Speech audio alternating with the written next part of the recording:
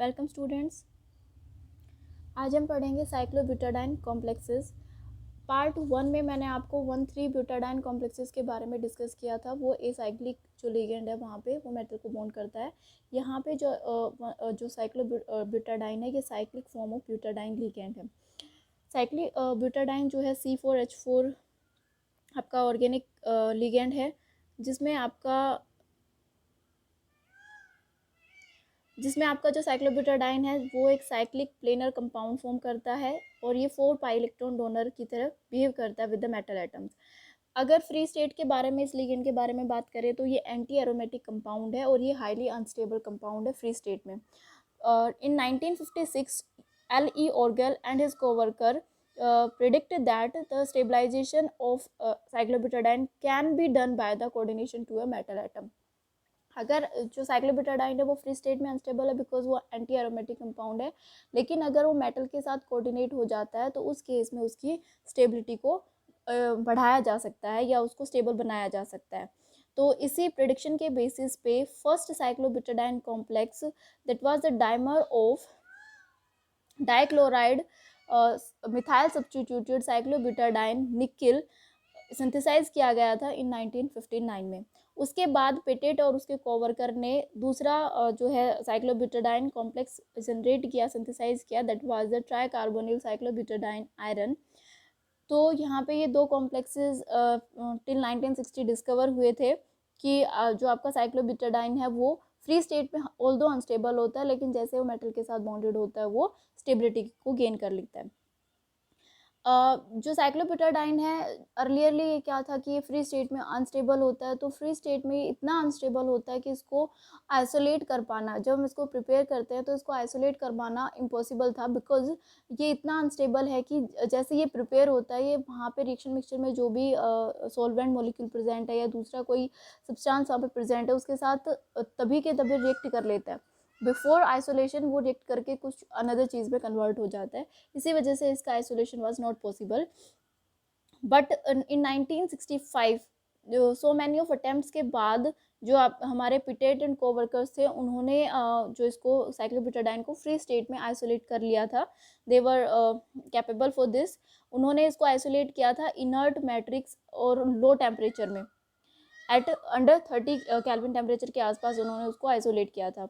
जो infrared and photo electron spectroscopy है उसके अकॉर्डिंग जो साइक्लोब्यूटाडाइन जो लिगेंड है मॉलिक्यूल है that is not static, means ये कुछ मूवमेंट शो करता है, that is dynamic in nature और ये रैपिड डायनेमिक इक्विलिब्रियम को शो करता है। इसका स्ट्रक्चर जो होता है वो रेक्टेंगुलर फॉर्म है according to the infrared and photo electron.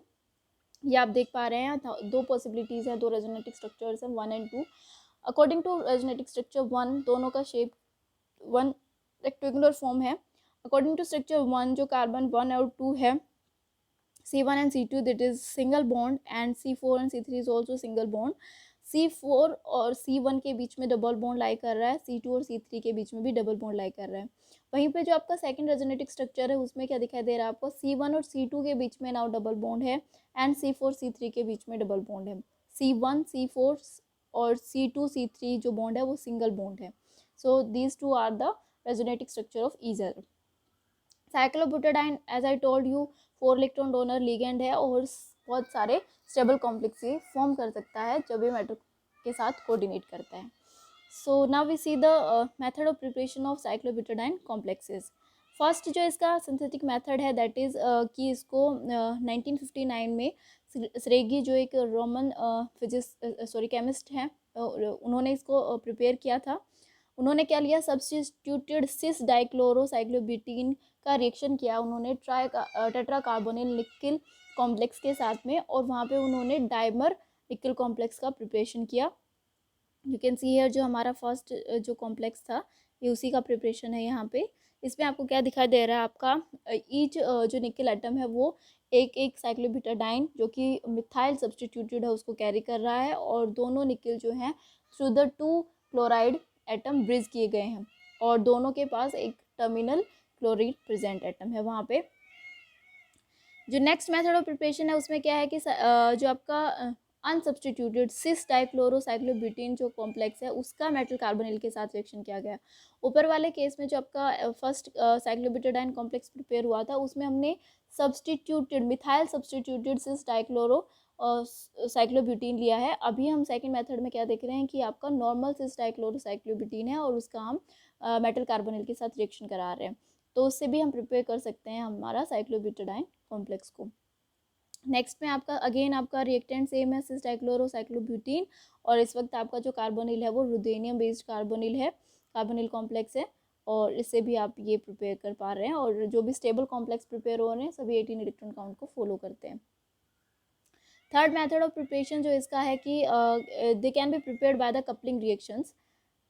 Acetylene के साथ जब कपलिंग कराया जाता है तब भी हम इसको प्रिपेयर कर सकते हैं। ये आपका एग्जांपल है, ये आपका कोई कोऑर्डिनेशन कॉम्प्लेक्स है, उसका एसिटाइलिन के साथ रिएक्शन करा के we can prepare the this is an intermediate metallocyclopentane बन रहा है। और उसके बाद जब रीअरेंजमेंट होता है, इन स्टेप रीअरेंजमेंट होगा और उसके बाद आपका साइक्लोब्यूटाडाइन लिगेंड बनता है जिसको आपका पैलेडियम मेटल कोऑर्डिनेट करता है।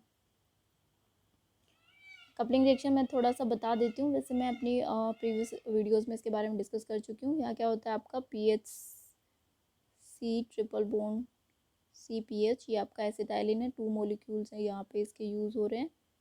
तो ये इस तरह से आपका जो मेटल है उसको मेटल के साथ ये लिगेंड्स हैं, तो ये क्या करता है मेटल की वैकेंट ऑर्बिटल में अपना इलेक्ट्रॉन ट्रांसफ़र करता है। मेटल की फील्ड ऑर्बिटल से इसके पाई बॉन्डिंग एंटी बॉन्डिंग में इलेक्ट्रॉन जाता है, ये पाई बॉन्ड से अपना इसके पाई एंटी बॉन्डिंग में इलेक्ट्रॉन को ट्रांसफ़र कर देता है।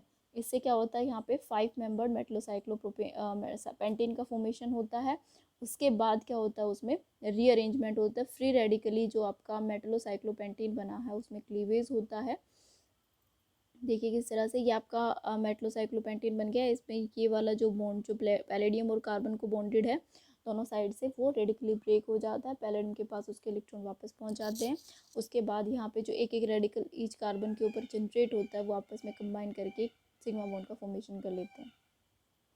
सो इन दिस मैनर यहाँ पे प्रिपरेशन होता है। नेक्स्ट आपको यहाँ पे और भी एग्जांपल इसके दिखाई दे रहे होंगे जिसमें एसिटाइलिन सब्स्टिट्यूटेड एसिटाइलिन है और आपका कोई भी मेटल कार्बोनिल है या कोई कोऑर्डिनेशन कंपाउंड है आपका वो रिएक्ट कर रहा है through the coupling reactions and वो सारे मेटल साइक्लो ब्यूटाडाइन का फॉर्मेशन कर रहे हैं। नेक्स्ट है फ्रॉम मेटल साइक्लोपेंटाडाइन्स। यहाँ पे आपने एक नॉर्मल डाइईन लिया है, उसका हम रिएक्शन करा रहे हैं Me2SnCl2 के साथ में, जिससे क्या होगा जो आपका लिथियम है उसको रिप्लेस कर देता है Sn। यहाँ थोड़ा सा मिसप्रिंटिंग है, आपका जो रिएक्टेंट लिया रिएजेंट यूज़ किया वो Me2 है और यहाँ पे आपको यहाँ पे PHD सब्स्टिट्यूएंट दिखाया गया है, दिस इज Me। PHD की जगह पे यहाँ पे Me होना चाहिए। ओके, लिथियम की जगह पे आपका Sn यहाँ पे बॉन्डेड होता है। ये मेटल साइक्लोपेंटाडाइईन का यहाँ पे फॉर्मेशन हो रहा है। उसके बाद क्या होता है इसका रिएक्शन कराया जाता है NiBr2 के साथ में, और आपका जो हमने कॉम्प्लेक्स देखा था फर्स्ट जो साइक्लोब्यूटाडाइन वाला कॉम्प्लेक्स था ये उसी के जैसा है, बट यहाँ पे डिफरेंस क्या है आपका, यहाँ पे bromide is halogen present in spite of the chloride. ये इसका हाफ मोल प्रिपेयर होता है बिकॉज अगर हम इसके दो मोल NiBr2 के 2 मोल्स हमने यूज़ किए होते तो हम यहाँ पे इसके 2 मोल इसका 1 मोल प्रिपेयर कर सकते थे, लेकिन हम वहाँ सिंगल मोल यूज़ कर रहे हैं और यहाँ पे हम डायमर का फॉर्मेशन करा रहे हैं तो इसका हाफ मोलिक्यूल जो है वहाँ पे प्रिपेयर होगा। Next we see the structure and bonding. अगर हम स्ट्रक्चर की बात करते हैं तो अर्लियर जो 2 मेटल साइक्लोब्यूटाडाइन कॉम्प्लेक्स जनरेट हुए थे हम उन्हीं के बारे में देखते हैं। जो एक्सरे डिफ्रेक्शन स्टडीज़ हैं वो कहती हैं कि मिथाइल और फिनाइल सब्स्टिट्यूटेड साइक्लोब्यूटाडाइन है उसमें जो C4 रिंग है वो स्क्वायर प्लेनर है, और जो उसके साथ सब्स्टिट्यूएंट प्रेजेंट होते हैं उस C4 रिंग में जो सब्स्टिट्यूएंट अगर अटैच्ड है कोई तो वो जो होता है थोड़ा सा डिस्प्लेस्ड होता है अपने प्लेन से। ऑल्दो एक फ्री साइक्लोब्यूटाडाइन है उसमें चारों एटम है उसके साथ लगे सब्स्टिट्यूएंट क्या होते हैं प्लेन में होते हैं, लेकिन जब वो मेटल से बॉन्डेड होने जा रहा है लिगेंड तो क्या होता है उसके जो सब्स्टिट्यूएंट है वो थोड़े से डिस्प्लेस हो जाते हैं, प्लेन कंप्लीट प्लेनरिटी को गेन नहीं करते, कुछ डिग्री फ्रॉम द प्लेनरिटी वो डेविएट हो जाते हैं, मेटल से वो अवे वहाँ पे मूव करता है। वही अगेन रीज़न होता है कि मेटल के इलेक्ट्रॉन्स और उनके बीच में रिपल्शन के चांसेस होते हैं जिसकी वजह से वो बैक अवे जो होता है मूव कर जाता है, बट वो प्लेनेरिटी से थोड़ा बहुत ही दाएं बाएं मूव करता है, बहुत ज़्यादा डिफरेंस नहीं आता है। यहाँ पे आपको दोनों स्ट्रक्चर जो आपने जो कंपाउंड्स फर्स्टली सिंथेसाइज किए गए थे उनके स्ट्रक्चर्स यहाँ पे हैं। आपको यहाँ पे साइक्लोब्यूटाडाइन का जो बॉन्ड लेंथ दिखाई दे रहा है चारों कार्बन एटम के बीच का जो 1.46 एंगस्ट्रोम है, ये इंडिकेट कर रहा है कि आपका जो पाई क्लाउड है वो डीलोकलाइजेशन शो कर रहा है, जिससे आपका जो बॉन्ड लेंथ है यहाँ पे वो ना तो डबल बॉन्ड यानी बॉन्ड ऑर्डर ना तो 2 है ना तो 1 है, वो 1 और 2 के बीच में कहीं लाई कर रहा है। दैट्स वाई इसकी बॉन्ड लेंथ 1 और 2 बॉन्ड ऑर्डर की जो बॉन्ड लेंथ होती है उसके बीच में लाई कर रहा है। सिंगल बॉन्ड ऑर्डर होता बॉन्ड यहाँ पे 1.53 के आसपास होती, और अगर यहाँ पे कम्प्लीटली डबल बॉन्ड होता तो बॉन्ड लेंथ और रिड्यूस होता, लेकिन ये दोनों के बीच का बॉन्ड लेंथ है, so it indicates that the pi cloud is in delocalisation. यहाँ पे आपको दूसरा जो आपका फर्स्टली सिंथेसाइज कॉम्प्लेक्स था वो है, इसमें आप देख पा रहे हो यहाँ पे जो बॉन्ड लेंथ है वो 1.45 है, साइक्लोब्यूटाडाइन के जो कार्बन कार्बन का बॉन्ड लेंथ है। ये डिफरेंस जो आ रहा है आपको 0.01 का जो डिफरेंस दिखाई दे रहा है वो डिपेंड करता है कि बैक पाई बॉन्डिंग कितना हो रहा है, और वो बहुत सारे फैक्टर्स पे डिपेंड करता है। मेटल के ऊपर इलेक्ट्रॉन डेंसिटी कितना है, मेटल के साथ फर्दर इलेक्ट्रॉन्स कौन कौन से अटैच्ड हैं, उस पर डिपेंड करता है कि वो बैक डोनेशन कितना दे रहा है और बॉन्ड लेंथ कितना इंक्रीज या डिक्रीज होगा। ठीक है, तो ये कॉम्प्लेक्स टू कॉम्प्लेक्स वेरी करता है साइक्लोब्यूटाडाइन में present CC bond length. Next इसमें जो दो तरह के क्लोराइड प्रेजेंट है यहाँ पे, निकिल के साथ एक टर्मिनल क्लोराइड है जिसका बॉन्ड लेंथ 2.26 एंगस्ट्रॉम है, और जो दो क्लोराइड है वो ब्रिज्ड क्लोराइड है जिनका bond length with the metal atom is 2.35। जो डिफरेंस इन बॉन्ड लेंथ आपको दिखाई दे रहा है वो ऑब्वियसली करेक्ट है, बिकॉज आपको पता है जो ब्रिज्ड लिगेंड होता है उसका बॉन्ड लेंथ मेटल से ऑलवेज ग्रेटर होता है then that of the terminal atom. और यू कैन सी जो यहाँ पे सब्सटीट्यूएंट यहाँ पे अटैच्ड है मिथाइल सब्सटीट्यूएंट, ये थोड़ा सा डिस्टोर्टेड आपको दिखाई दे रहे हैं, बिल्कुल प्लेन में आपको दिखाई नहीं दे रहे। वो रीज़न अगेन यही है कि जब मेटल के कांटेक्ट में आता है तो इलेक्ट्रॉन डेंसिटी और स्टेरिक राउंडिंग की वजह से वो थोड़ा सा प्लेन से डेविएट हो जाता है। अगर हम एक फ्री साइक्लोब्यूटाडाइन के बारे अगर अब हम बॉन्डिंग डिस्कस करने जा रहे हैं, अगर एक फ्री साइक्लोब्यूटाडाइन के बारे में बात करते हैं तो वो एक रेक्टेंगुलर और एंटी एरोमेटिक जो होता है मॉलिक्यूल होता है। ठीक है, लेकिन अगर हम कोऑर्डिनेटेड अगर साइक्लोब्यूटाडाइन की बात कर रहे हैं जब वो मेटल के साथ कोऑर्डिनेट कर जाता है तो उसका जो शेप होता है वो स्क्वायर प्लेनर शेप होता है, और वो मेटल से बॉन्ड करने के बाद में ऑटोमेटिकली एंटी एरोमेटिक से एरोमेटिक में कन्वर्ट हो जाता है। मीन्स अगर आपका कोई कॉम्प्लेक्स है, इट मीन्स ये आपका जो कॉम्प्लेक्स दिखाई दे रहा है यहाँ पे जो आपको साइक्लोब्यूटाडाइन दिखाई दे रहा है this is aromatic, this is aromatic. Okay, और अगर फिर ही कोई साइक्लोब्यूटाडाइन है आपका नॉर्मल एरोमेटिक सॉरी नॉर्मल आप ऑर्गेनिक रिएक्शन कर रहे हैं, उस केस में जो है आपका वो एंटी एरोमेटिक होता है। एंटी एरोमेटिक कैसे निकालते हैं, 4n+2 हक्कल रूल को अगर कोई फॉलो कर रहा है साइक्लिक और प्लेनर मॉलिक्यूल तो वो क्या है आपका एरोमेटिक है। लेकिन अगर आपका साइक्लिक भी है, प्लेनर भी है, कॉन्जुगेशन भी है, लेकिन वो हक्कल रूल को ओबे नहीं कर रहा तो ऐसा मॉलिक्यूल आपका एंटी एरोमेटिक होता है। सो जब ये फ्री होता है तो इसमें 4 पाई इलेक्ट्रॉन्स होते हैं, और अगर आप 4n+2 रूल में 4 पाई इलेक्ट्रॉन को फिल करके देखेंगे तो देन यू विल सी कि वो हक्कल रूल को फॉलो नहीं करता। ठीक है, लेकिन अब हम बॉन्डिंग में डिस्कस करेंगे कि कैसे फिर वो 4 पाई इलेक्ट्रॉन वाला मॉलिक्यूल है, कैसे जब वो मेटल से बॉन्डेड होता है तो वो अचानक से हक्कल रूल को फॉलो करने लग जाता है। ओके, तो अगर आपसे बात करी जाए कि ऐसा कोई लिगेंड का एग्जांपल दीजिए जो कि कोऑर्डिनेशन मेटल के साथ कोऑर्डिनेशन होने के बाद में स्टेबलाइज्ड हो जाता है, पहले अनस्टेबलाइज होता है या अनस्टेबल होता है, तो उसमें आपका बेस्ट एग्जांपल होता है साइक्लोब्यूटाडाइन। ये मेटल से कोऑर्डिनेट करने के बाद ही स्टेबल होता है, वैसे अनस्टेबल रहता है। अब देखते हैं साइक्लोब्यूटाडाइन की बॉन्डिंग कैसी है। इसमें जो 4 कार्बन एटम है, each carbon atom is sp2 hybridised, और जो है उसका वैलेंस इलेक्ट्रॉन कॉन्फ़िगरेशन आपको इस तरह से दिखाई दे रहा होगा। इसमें 3 sp2 हाइब्रिड ऑर्बिटल होती है ईच कार्बन के पास में, और ये 3 sp2 हाइब्रिड ऑर्बिटल जो है वो कैसे बॉन्ड बना देती है। एक कार्बन की अगर हम बात करें तो ईच कार्बन क्या कर रहा है, 3 कोवेलेंट बॉन्ड का फॉर्मेशन कर रहा है by using their 3 sp2 hybrid orbitals. 2 orbital जो है वो एडजेसेंट कार्बन के साथ सिग्मा बॉन्ड का फॉर्मेशन कर रही है, और जो तीसरी sp2 हाइब्रिड ऑर्बिटल है वो हाइड्रोजन के साथ सिग्मा बॉन्ड का फॉर्मेशन कर रहा है। ये सारी प्रोसेस चारों कार्बन पे हो रही है। उसके बाद each carbon having unhybridised vacant singly field atomic orbital pz। ठीक है, और ये जो pz ऑर्बिटल है वो जो ऑलरेडी हाइब्रिडाइज्ड ऑर्बिटल है उनके परपेंडिकुलरली लाई करती है, और चारों एटम की जो pz है वो आपस में पैरेलली लाई करती है।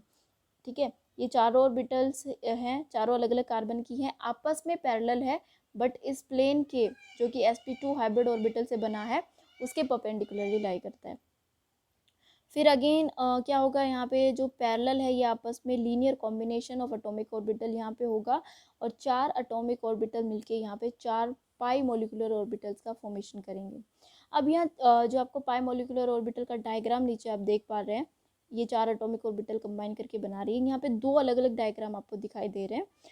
जो इसमें है एक स्क्वायर प्लेनर साइक्लोब्यूटाडाइन का है और एक आपका नॉर्मल जो फ्री है जिसका शेप रेक्टेंगुलर शेप है उसके लिए है। जब रेक्टेंगुलर साइक्लोब्यूटाडाइन है आपका तो 4 एटॉमिक ऑर्बिटल मिलके इस तरह का 4 साई क्रिएट करता है, 4 पाई मोलिकुलर ऑर्बिटल क्रिएट करती है। लेकिन जिसमें से साई 1 और साई 2 क्या होता है, उनकी एनर्जी लोअर होती है और जो साई 3 और साई 4 का एनर्जी ज़्यादा होता है। ठीक है, यहाँ पे जो आपका स्क्वायर प्लेनर साइक्लोब्यूटाडाइन लिगेंड है उसमें जो पाइमोलिकुलर ऑर्बिटल जनरेट हो रही है उसमें क्या होता है, साई 1 का एनर्जी सबसे कम है, साई 2 और साई 3 का एनर्जी इक्वल है और साई 4 का एनर्जी सबसे ज़्यादा है। ठीक है, तो डिफरेंस यहाँ आपको दिखाई दे रहा होगा, यहाँ पे एनर्जी सेम है और यहाँ पे जब रेक्टेंगुलर शेप है तो इन दोनों का एनर्जी अलग अलग है। जब इनकी फिलिंग ऑफ इलेक्ट्रॉन किया जाएगा तो आपको पता है एटॉमिक ऑर्बिटल के पास 4 इलेक्ट्रॉन्स हैं, इसमें 2 फिल हो गए, उसके बाद सिंगली सिंगली फिल्ड होगा। अगर बच जाता तो पेयरिंग होता, बट यहाँ पे 4 इलेक्ट्रॉन है सो यहीं पे फिनिशिंग हो जाएगा। यहाँ पे 2 इलेक्ट्रॉन्स इसमें और 2 इलेक्ट्रॉन्स इसमें। ठीक है, ऑल्दो जो ये वाला कॉन्फ़िगरेशन है आपका इलेक्ट्रॉनिक कॉन्फ़िगरेशन ये अनस्टेबल है। ठीक है, ऐसा होता नहीं है किसी एंटी एरोमेटिक मॉलिक्यूल में, लेकिन यहाँ पे आपको देखने को मिल रहा है इस तरह से ये अभी अनस्टेबल है, लेकिन जैसे ही मेटल इसमें इलेक्ट्रॉन कोऑर्डिनेट करेगा इसके साथ में तब ये जो कॉन्फ़िगरेशन है वो स्टेबल बन जाती है। ठीक है, कैसे स्टेबल बनेगी वो भी हम डिस्कस करेंगे। यहाँ पे आपको क्या दिखाई दे रहा है कि जो आपकी 4 पाई मोलिकुलर ऑर्बिटल क्रिएट हुए हैं ये उनका शेप है। आपको दिखाई दे रहा होगा पहली जो साई 1 है उसमें एक भी नोड प्रेजेंट नहीं है। नोड कहाँ पे प्रेजेंट होगा, जहाँ पे इलेक्ट्रॉन डेंसिटी नहीं, जहाँ पे नोड प्रेजेंट होता है वहाँ कोई इलेक्ट्रॉन डेंसिटी नहीं होती है। और नोड हम जो नोडल प्लेन है वो हम कैसे लगाते हैं, जो आपने लोब्स लिए हैं अगर उनमें साइन अपोजिट है तो वहाँ पे नोडल प्लेन आता है, और साइन अगर सेम है तो कोई नोडल प्लेन नहीं आता वहाँ पे। यू कैन सी हियर, यहाँ पे सारों ऑर्बिटल्स का ऊपर वाली लोब का जो साइन है वो सेम है, नेगेटिव है, नीचे वालों का सबका पॉजिटिव है, तो यहाँ कोई नोडल प्लेन नहीं आएगा। इसमें आप देखोगे जब अब तो यहाँ पे ऊपर वाले का प्लस है और इधर वाले ऊपर का माइनस है, तो मतलब ये अपोजिट अलग साइंस हो गए, तो यहाँ पे हम एक प्लेन डाल सकते हैं बीचों बीच। इसमें यहाँ पे ये नेगेटिव है ये पॉजिटिव है, यहाँ बीचों बीच एक प्लेन डल सकता है। इसमें क्या देख पा रहे हो आप, ऊपर देखो इसमें पॉजिटिव है इसमें नेगेटिव, एक प्लेन ऊपर से डल गया, नीचे वाले में भी एक प्लेन यहाँ पे डल गया, उसके बाद ये पूरा प्लेन एक हो गया, उसके बाद यहाँ देखो ये नेगेटिव और ये पॉजिटिव, तो एक प्लेन यहाँ पे भी डल सकता है। ठीक है, जितने प्लेन डलेंगे उतने नोड्स वहाँ पे होंगे, तो यहाँ पे एक भी प्लेन नहीं डला है, 0 नोड्स हैं। यहाँ पे एक डला तो सिंगल नोड, साई 3 में भी सिंगल नोड है 1 क्योंकि एक प्लेन डल रहा है, और साई 4 जो है उसमें 2 नोड डल रहे हैं, 2 नोड्स यहाँ पे प्रेजेंट है। ठीक है, अब इन जो यहाँ पे पाई मोलिकुलर ऑर्बिटल है इनकी शेप से जो सिमेट्री, जो इनकी जो सिमेट्री है उनसे मैच करती हुई मेटल की जो ऑर्बिटल्स है वो यहाँ पे डिस्कस की हुई है। साई 1 की सिमेट्री से जो मैच कर रही है मेटल की जो ऑर्बिटल है वो कौन कौन सी हैं, S orbital, P Z and D Z square orbital जो है वो मैच करती है। साई 2 से जो है आपका और साई 3 से आपका p y p x d y z and d x z match कर रहा है। ठीक है, और आपका साई 4 है उससे आपका मेटल का D x square minus five square match कर रहा है। मतलब अगर इन ऑर्बिटल्स में अगर बॉन्डिंग होनी है या इनमें इलेक्ट्रॉन, इनसे इलेक्ट्रॉन कहीं जाने हैं या इनमें इलेक्ट्रॉन आने हैं, तो वो मेटल की इन सिमिलर जहाँ से सिमेट्री मैच करिए उन्हीं ऑर्बिटल से ट्रांसफ़र होगा या उन्हीं में गेन होगा। ठीक है, जहाँ पे सिमेट्री मैच नहीं करिए वहाँ पर ट्रांसफ़र ऑफ इलेक्ट्रॉन पॉसिबल नहीं होगा, बिकॉज हाँ ओवरलैपिंग अच्छे से नहीं होगी। तो यहाँ पे देखते हैं हम जो आपका वैकेंट एस पी जेड और D Z square orbital of metal atom है, ये आपको दिखाई दे रही है, ये मेटल की ऑर्बिटल्स हैं। अगर ये वैकेंट है, ठीक है, वैकेंट मेटल की ये वाली कोई भी ऑर्बिटल इनमें से हो सकता है। जो आपका साई 1 है अभी हमने देखा फील्ड है उसमें 2 इलेक्ट्रॉन प्रेजेंट है, वो इसमें अपने इलेक्ट्रॉन को ट्रांसफ़र कर देगा और यहाँ पे सिग्मा बॉन्ड का फॉर्मेशन करेगा। आफ्टर दैट क्या होगा आपका यहाँ पे जो आपका field orbital of metal atom d x square minus y square field orbital of metal atom जो है वो अपने इलेक्ट्रॉन को ट्रांसफ़र करेगा टू द एम्प्टी साई 4। जो साई 4 है वो एक एंटी बॉन्डिंग है और उसमें इलेक्ट्रॉन को ट्रांसफ़र करेगा आपका कौन, dx² माइनस y² जिसके पास इलेक्ट्रॉन है मेटल के, वो उसको इलेक्ट्रॉन ट्रांसफर करेगा, वो फॉर्म करेगा यहाँ पे डेल्टा बॉन्ड, ठीक है। उसके बाद आपका साई 2 और साई 3 में हमने देखा था वहाँ पे दोनों इक्वल एनर्जी के और दोनों में एक एक इलेक्ट्रॉन प्रेजेंट है, तो वहाँ पे कैसे डोनेशन होगा, p y and d y z of metal atom जो कि सिंगली फिल्ड है, वो इलेक्ट्रॉन ट्रांसफर करेगा साई 2 को जिसके पास एक इलेक्ट्रॉन ऑलरेडी है, मिलके एक बॉन्ड का फॉर्मेशन होगा, that bond will be pi bond, pi 1 bond. उसके बाद आपका जो ये P x D x Z orbital of metal atom है उनके पास भी एक इलेक्ट्रॉन प्रेजेंट है, वो अपना इलेक्ट्रॉन डोनेट करेगा टू द साई 1 जिसके पास एक इलेक्ट्रॉन ऑलरेडी था, तो ये अगेन पाई 2 का फॉर्मेशन होगा यहाँ पे। तो यहाँ पे टोटल 4 बॉन्ड बन सकते हैं, एक सिग्मा बॉन्ड, 2 पाई बॉन्ड और एक डेल्टा बॉन्ड। ये जो सिग्मा बॉन्ड है वो तो नॉर्मली बनेगा ही, पाई बॉन्ड और जो डेल्टा बॉन्ड है वो बनेगा या नहीं बनेगा, ये डिपेंड करता है मेटल के पास एटॉमिक ऑर्बिटल में इलेक्ट्रॉन है या नहीं, उसके नेचर के ऊपर डिपेंड करेगा।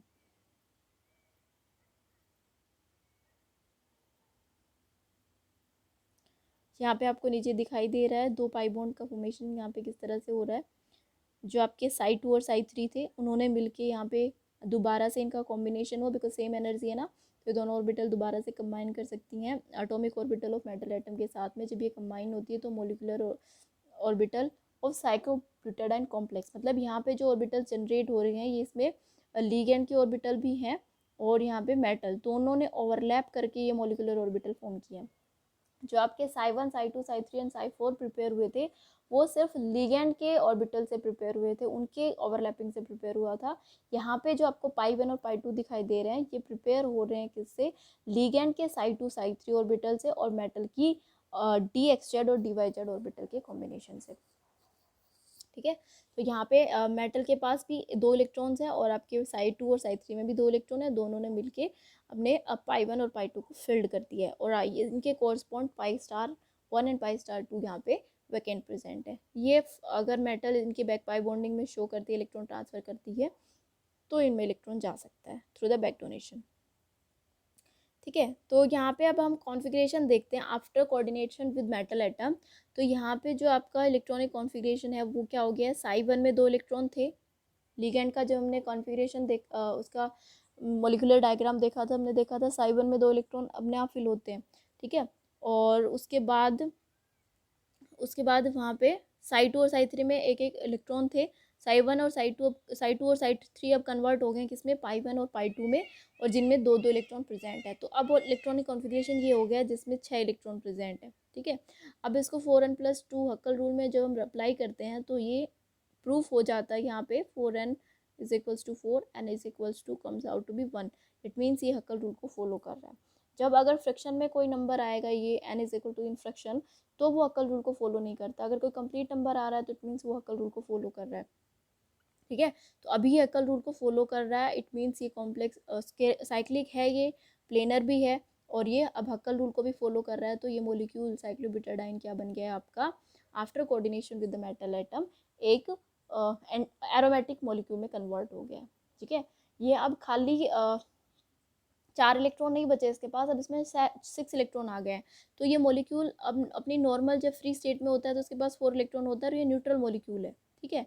लेकिन जब मेटल से बॉन्ड करता है, ये मेटल से इस तरह से बॉन्डिंग इसकी होगी, तब क्या होता है, मेटल अपने इलेक्ट्रॉन भी इसको देता है, 2 इलेक्ट्रॉन इसको देता है। जब इलेक्ट्रॉन इसके पास किसी भी स्पीसीज के पास इलेक्ट्रॉन गेन होता है तो हम उस पर नेगेटिव चार्ज हम कहते हैं कि उसने गेन किया है, ठीक है। तो यहाँ पे 2 नेगेटिव चार्ज ये गेन कर लेता है। तो ये बात भी ध्यान रखने की है, एक फ्री साइक्लोब्यूटाडाइन है वो एक न्यूट्रल स्पीसीज है, उस पर कोई चार्ज नहीं है, लेकिन अगर वो मेटल से बॉन्डेड है तो वो डाई अनायन की तरह बिहेव करता है। उस पर अब मेटल बॉन्डेड, अगर आप ऑक्सीडेशन स्टेट निकाल रहे हैं किसी कॉम्प्लेक्स का जिसमें आपको मेटल के साथ एक लिगेंड साइक्लोब्यूटाडाइन भी नज़र आ रहा है, तो आप साइक्लोब्यूटाडाइन के लिए 2 नेगेटिव चार्ज वहाँ पे रखेंगे to calculate the oxidation state of metal, ठीक है। 2 नेगेटिव कहाँ से आया ये आपको दिखाई दे रहा है, साई 2 और साई 3 में जो कॉम्बिनेशन करके पाई 1 और पाई 2 बने, वहाँ पे एक एक electron atomic orbital of metal d y z and d x z से आए हैं, जिसकी वजह से ये 2 नेगेटिव में कन्वर्ट हो गया और ये अब एक एरोमेटिक स्पीसीज में भी कन्वर्ट हो गया, ठीक है। Now we see the properties में अगर बात करें तो आपका फर्स्टली जो इसका कॉम्प्लेक्स प्रिपेयर किया गया था वो रेड वॉयलेट कलर का पाउडर होता है, ये अलग अलग प्रॉपर्टीज़ होती हैं, कोई पाउडर फॉर्म में होता है, कोई ऑयल होता है, कोई गैसियस होता है। पीछे हमने जो पढ़ा था वो क्या था आपका ऑयली कंपाउंड था, 1,3 बीटाडाइन जो हमने पढ़ा that was a oily compound. ये एक पाउडर फॉर्म है, रेड वायलेट कलर है और ये सोल्यूबल होता है वाटर में भी और sometimes it can be soluble in dichloromethane also. इसके अलावा जो आपका इसके बाद जो प्रिपेयर हुआ था compound that is remarkably more stable compound. और अब आप देखते हैं कि हमने यहाँ लास्ट में इन द बॉन्डिंग हमने डिस्कस किया कि ये एक एरोमेटिक कंपाउंड में कन्वर्ट हो जाता है।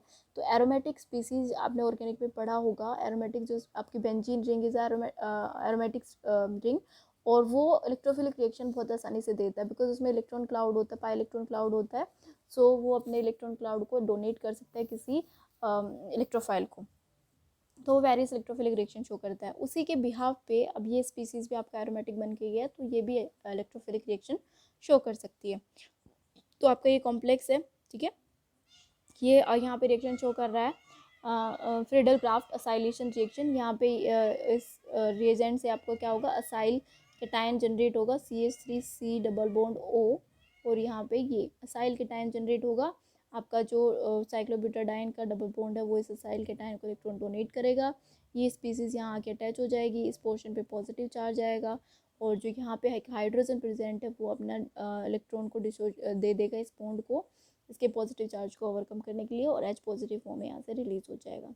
तो रिंग का फिर से एरोमेटाइजेशन भी हो जाएगा और आपका ये जो असाइल केटायन था वो भी इसके साथ अटैच हो जाएगा।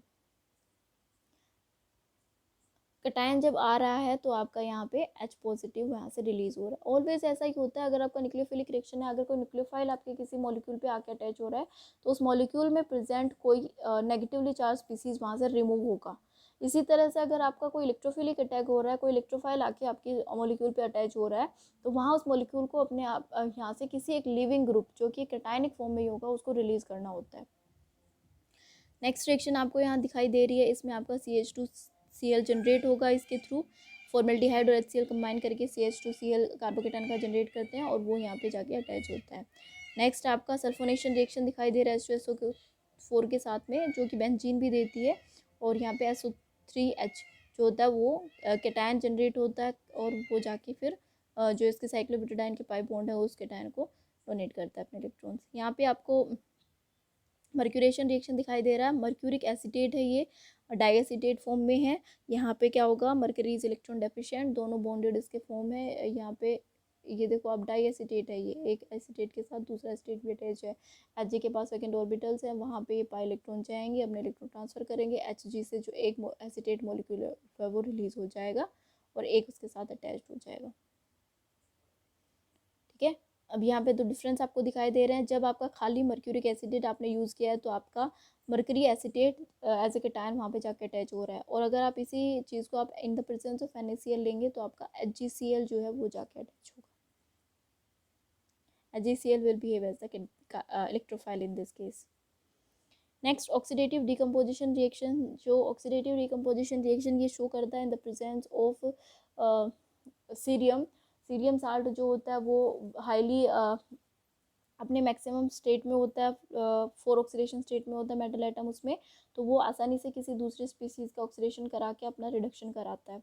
तो यहाँ पे भी ये होता है, ये आपका कॉम्प्लेक्स जो है वो जब सीरियम 4 के प्रेजेंस में आता है तो क्या होता है यहाँ पे ये इस इलेक्ट्रॉन को गेन कर लेता है सेरियम और अपने आप को सेरियम 3+ में कन्वर्ट करा लेता है अपना, तो इसका हो गया रिडक्शन और स्पीसीज़ का क्या करा देगा ऑक्सीडेशन, जिसमें आपका आयरन +2 स्टेट में था, अब ये जाके क्या हो गया कन्वर्ट +3 स्टेट में कन्वर्ट हो गया, ठीक है। तो जब ये +3 में कन्वर्ट हो जाता है तो अपने कार्बोनिल को रिलीज़ कर देता है और यहाँ से एक फ्री साइक्लोब्यूटाडाइन का फॉर्मेशन होता है। ये जो साइक्लोब्यूटाडाइन यहाँ प्रिपेयर हुआ है इसको किसी ऑर्गेनिक रिएक्शन में हम यूज़ कर सकते हैं to prepare the further compounds, जैसे आपको यहाँ पे दिखाई दे रहा है। ये आपका जो साइक्लोब्यूटाडाइन प्रिपेयर हुआ था इसका जब सब्सटीट्यूटेड एसिटाइलिन के साथ रिएक्शन कराया गया तो यहाँ पे इस तरह का आपका कॉम्प्लेक्स मिला। ये रिएक्शन कैसे हो रहा है देखिए, CH ट्रिपल बॉन्ड CPH, इसका साइक्लोब्यूटाडाइन के साथ रिएक्शन कराया जा रहा है। ये इलेक्ट्रॉन इधर ट्रांसफ़र करेगा इसके पाई एंटी बॉन्डिंग में, इसका पाई बॉन्ड इसके पाई एंटी बॉन्डिंग में इलेक्ट्रॉन को ट्रांसफ़र करेगा, तो यहाँ पे इस तरह का ये कंपाउंड प्रिपेयर हो जाएगा, ठीक है। इसी तरह से ये दूसरा एसिटाइलिन फॉर्म लिया हुआ है जिससे ये फॉर्म हो रहा है। तो किसी भी रिड्यूसिंग स्पीसीज़ के साथ में इसको हम जब यूज़ करते हैं तो वो इसका ऑक्सीडेशन करा देता है, सेल्फ रिडक्शन हो जाता है और उसके बाद free cyclobutadiene further reaction show करता है। नेक्स्ट आता है न्यूक्लियोफिलिक अटैक, जो आपका कैटायनिक साइक्लोब्यूटाडाइन कॉम्प्लेक्स, जो आपका कॉम्प्लेक्स बना हुआ है विद द साइक्लोब्यूटाडाइन, अगर वो कैटायन फॉर्म में प्रेजेंट है वो कॉम्प्लेक्स, तो उसके साथ न्यूक्लियोफिलिक रिएक्शन भी शो की जा सकती है। जैसे ये आपका PR3 है, अपना लोन पेयर जो है इस कैटायनिक कंपाउंड को डोनेट कर देता है, ये इस तरह से डोनेट करेगा, ठीक है, ये इस तरह से, सपोज FeCO2NO, ठीक है। तो ये क्या करता है, PR3 अपने इलेक्ट्रॉन लोन पेयर इधर ट्रांसफ़र करता है, जिससे क्या होता है, ये बॉन्ड ब्रेक हो जाता है और फिर ये इस तरह से डिलोकलाइजेशन शो करता है रेडिकल जो है स्पाई बॉन्ड के साथ में, और ये 3 कार्बन के ऊपर डिस्पर्स होता है। और 3 कार्बन के ऊपर इस तरह का डिस्पर्शन हमने देखा था, वो अलाइल लिगेंड का फॉर्मेशन होता है, तो वहाँ पर आपका मेटल एटम अटैच हो जाता है। नाउ जो यहाँ पे ये कॉम्प्लेक्स है, ये लिगेंड है 4 इलेक्ट्रॉन डोनर की तरह बिहेव कर रहा है, अब ये लिगेंड 3 इलेक्ट्रॉन डोनर की तरह बिहेव कर रहा है। eta3 हेप्टासिटी है यहाँ पे हेप्टासिटी eta4 होगा after the attack of nucleophile, cyclobutadiene से वो अलाइल में कन्वर्ट हो गया है। नेक्स्ट रिएक्शन इज रिडक्शन, तो यहाँ पे आपको कॉम्प्लेक्स दिखाई दे रहा है जिसमें रिडक्शन होगा, आपका NiBr2 है, इसमें आपका डाइमर है ये भी, ठीक है। NiBr2 के आप देखो लास्ट में ब्रैकेट के ट्वाइस लिखा है, तो जब रिडक्शन कराएंगे हम इसका तो ये प्रोड्यूस करता है इस तरह का कॉम्प्लेक्स, ठीक है। इसमें आपको क्या दिखाई दे रहा है, यहाँ पे Br आपके 4 होने चाहिए थे, यहाँ पे जो आपका प्रोडक्ट बना है यहाँ पे Br2 है, ठीक है। यहाँ पे ये जो स्पीसीज़ है ये यहाँ पे H को गेन कर रही है, ठीक है। यहाँ पे रिडक्शन हुआ, यहाँ Br लगे हुए थे, यहाँ पे अब क्या हो गया, H लग गया।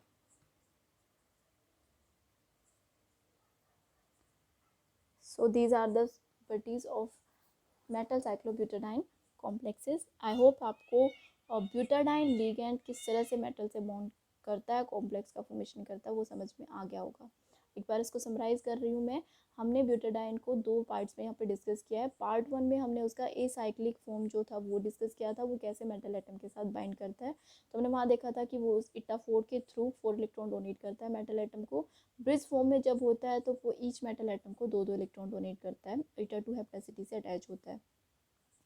फिर हमने वहाँ पे उसके स्ट्रक्चर एंड बॉन्डिंग्स हमने डिस्कस कर लिए थे। अब इसके सेकंड पार्ट में हमने डिस्कस किया कि ये जब लिगेंड जो होता है, ये मॉलिक्यूल जो होता है, जब साइक्लिक फॉर्म में होता है तो ये कैसे बॉन्डिंग शो करता है। जब ये साइक्लिक फॉर्म में होता है तो ये अब एंटी एरोमेटिक में कन्वर्ट हो जाता है, ठीक है, रेक्टेंगुलर फॉर्म इसकी होती है और ये हकल रूल को फॉलो नहीं करता, दैट्स वाई एंटी एरोमेटिक हो जाता है। जब ये मेटल से जब फ्री स्टेट में होता है, हाईली अनस्टेबल होता है, किसी भी सोलवेंट के साथ फर्दर रिएक्शन शो कर देता है। इसको फ्री फॉर्म में आइसोलेट करना इम्पॉसिबल था। बहुत सारी स्टडीज़, बहुत सारे सालों की मेहनत के बाद जो है आपके साइंटिस्ट थे पीटेट में, उन्होंने इसको आइसोलेट कर पाया था वो इनर्ट एटमॉस्फेरिक कंडीशन में और एट वेरी लो टेम्परेचर पर। उसके बाद इसको यूज़ किया जाता है to prepare the transition metals complexes.